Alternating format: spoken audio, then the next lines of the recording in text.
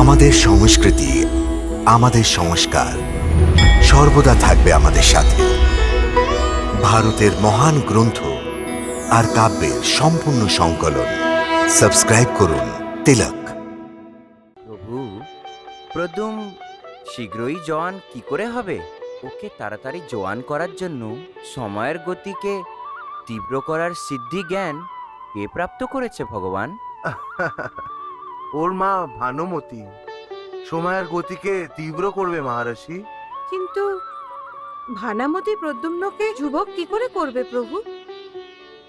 ভানামতি রসায়ন বিদ্যা পূর্ব জন্ম থেকেই জানে, কিন্তু এই জন্মে ও রসায়ন বিদ্যা ভুলে গেছে।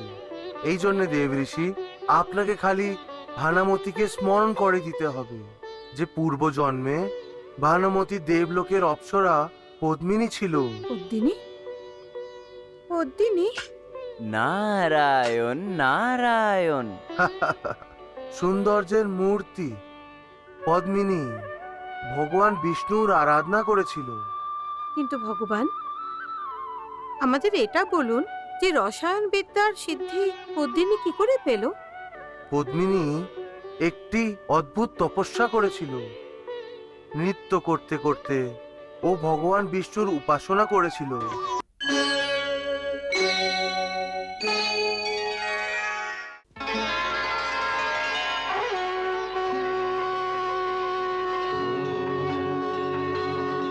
ওঠো পদ্মিনী,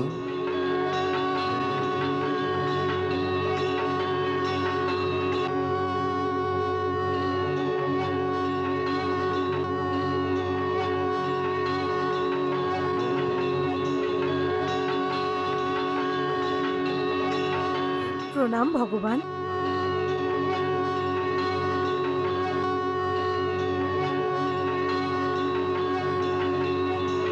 পদ্মিনী, আমি তোমার তপস্যা থেকে প্রসন্ন হয়েছি। বলো, কেন তুমি আমার উপাসনা করছিলে? হে প্রভু, আমার জ্ঞানের তৃষ্ণা যে অতিরিক্ত, আমি আপনার থেকে জ্ঞান প্রাপ্ত করতে চাই। কি ধরনের জ্ঞান পদ্মিনী? প্রভু, আমি মায়াবী বিদ্যা এবং রসায়ন বিদ্যা প্রাপ্ত করতে চাই।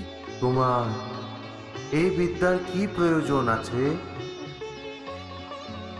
সম্মান প্রাপ্ত করতে চাই আমি।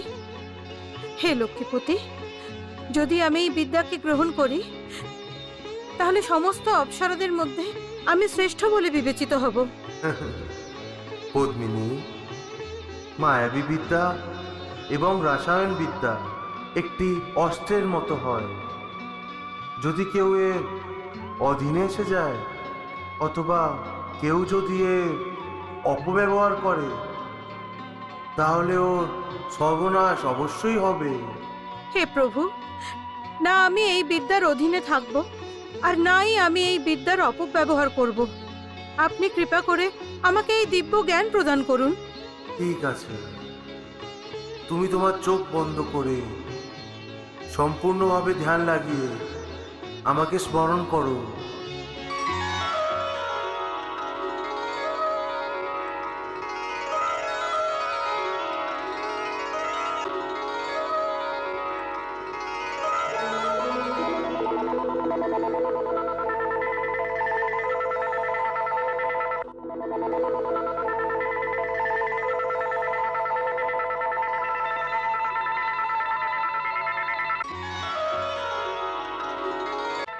চোখ খোলো পদ্মিনী।